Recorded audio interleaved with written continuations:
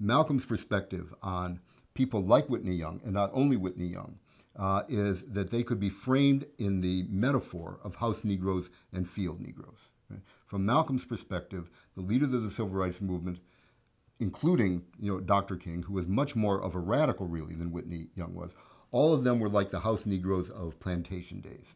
They were servants of the master, they played by the master's rule, and they identified with the master. To use the language of the Nation of Islam, they were whitened out.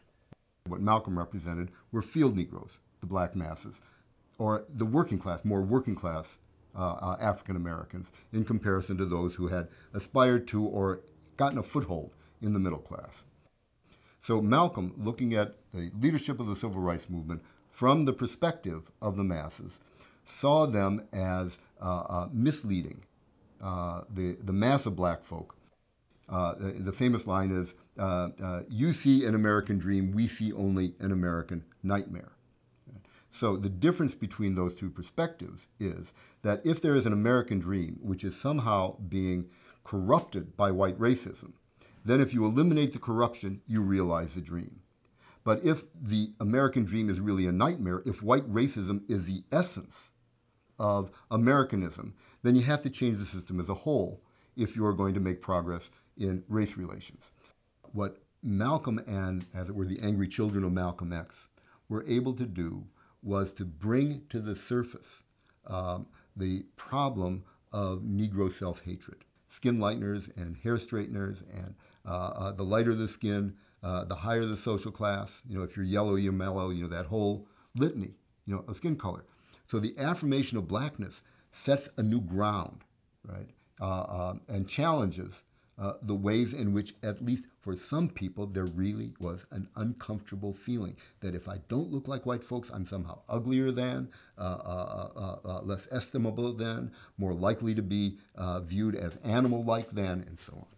Until you push past the basic complacency and self-satisfaction of white people, until you make it clear that you really don't like them, right?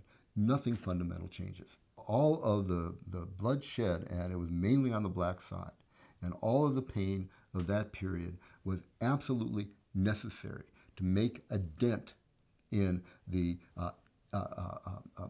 assumed innocence of white identity. White people of my generation didn't know they had a race. You had a race. Black folks had a race, right? Asians had a race. We didn't have a race. We were just people. To break through that, it takes more than polite interaction and negotiation, because if you're politely interacting with me and you're talking my language, there is nothing that is challenging my own sense of identity. So re-education took place on the streets. The successes of the Civil Rights Movement have been a decidedly mixed bag, for black folk. Because if there was a division between, relatively upper class black folks and the black masses before, it is a chasm now.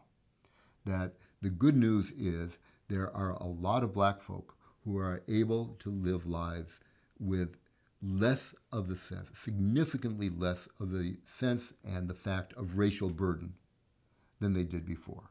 What's unfortunately happened at the same time is that a huge percentage of the black population has been left behind. Malcolm used to say, the one good thing about oppression is it makes us all one. The inverse of that is, as oppression fades, we are no longer one.